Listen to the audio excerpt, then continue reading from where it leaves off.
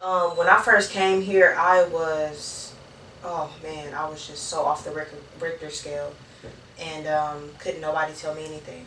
And then once I started sitting down talking to staff, you know, they got me in line. They, you know, every day they'll come, they'll tell me some words of encouragement, tell me, oh, you need to work on this, you need to work on that, you know, and I really think that helps us young people, like especially when we don't have somebody in our life, and then to come here and for a staff member, you know, to let us know what we need to work on and what areas we're messing up in. You know, it's kind of like, damn, somebody actually cares.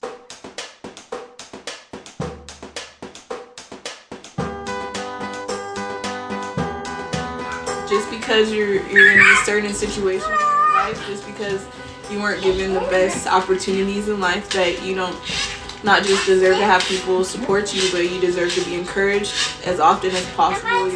You deserve to be familiar with other people, and you deserve to know that you're a person and you're gonna get back on your feet and everything will be okay.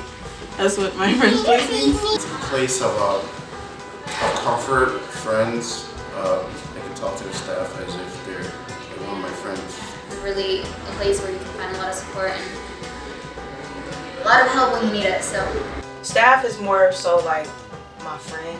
MFP is like a gateway for me to stay out of trouble. But I like being here because it's my sanctuary. Take classes here, take up circus, acting, art, jewelry making. Get to see the doctor, get goodies and stuff, you know, snacks, and if you get an HIV test, you get incentives.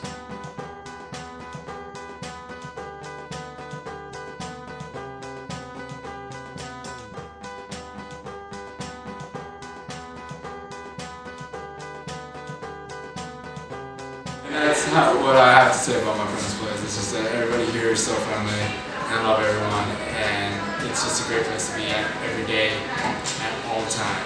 I don't even need to ask for help. They can know that I'm not in a good place, so they come and they approach me even if I don't approach them. They stay on my butt about like all the things that I have to get done. They make sure I get that done. They make sure I'm not slacking anywhere.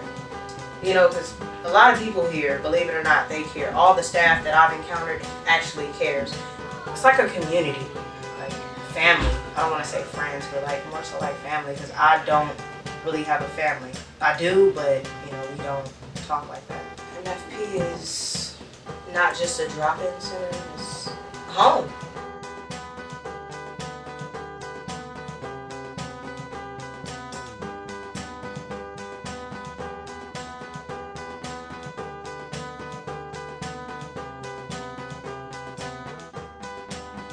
They need more recognition for everything that they do for us, because they do a lot. I can't even name off everything that they do, but they do a lot. And a lot of the things that we ask them to do, they don't even have to do it, but they do it because they care about us. And I love MFP. I do, I really do. My name is Cheryl, and I'd like to thank you for coming to my friend's place, 25th birthday. I was originally a client with my friend's place back in the early 90s, and when I was 16 and 17, they really helped pull me through some of the toughest years of my life. I was on the streets in Hollywood for a couple of years, on and off. I would sometimes sleep outside, or sometimes I would go to a shelter. But through everything, while I was trying to figure out where I belonged in this world, when I was 18, I became pregnant with my first kid, and I really didn't know where to turn. I couldn't call home and ask my parents to help because my parents had given up on me long before that. I didn't have any kind of support system set up to deal with being a young mother.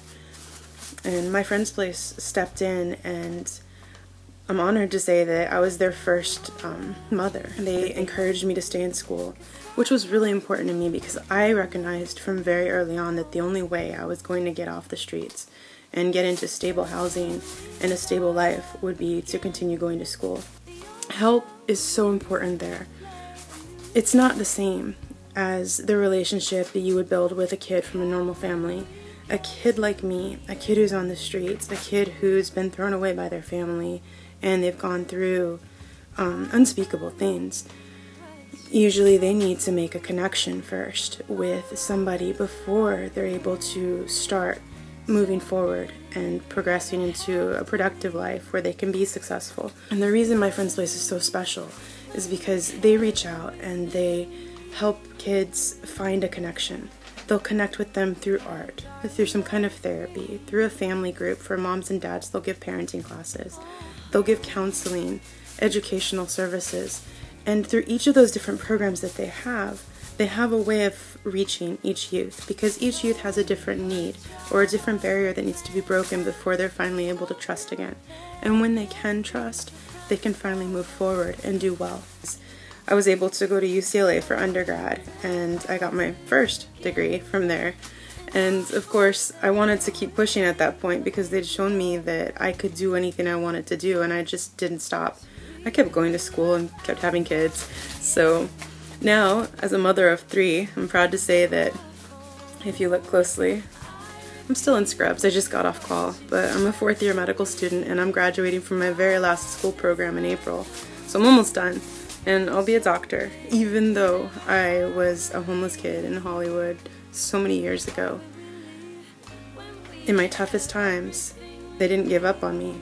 A few weeks ago, I was talking to one of the surgeons on my team, and he had a question for me. Just in general, he asked me, after dealing with yet another homeless, drug-addicted patient who was struggling, and we had just placed the patient in ICU, and he asked me, you know, was it worth it?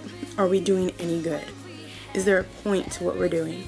And I looked at him without even thinking, and I said, you know, probably not, but maybe we're helping. And that's why we have to try.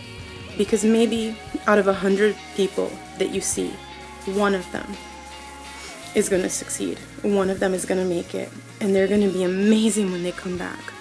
So I'd like to say, honestly, it brings me to tears thinking about how amazing they've been.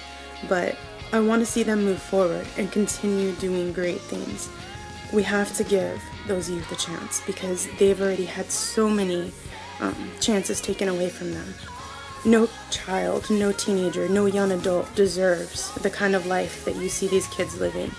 But my Friends Place steps in and fills that need.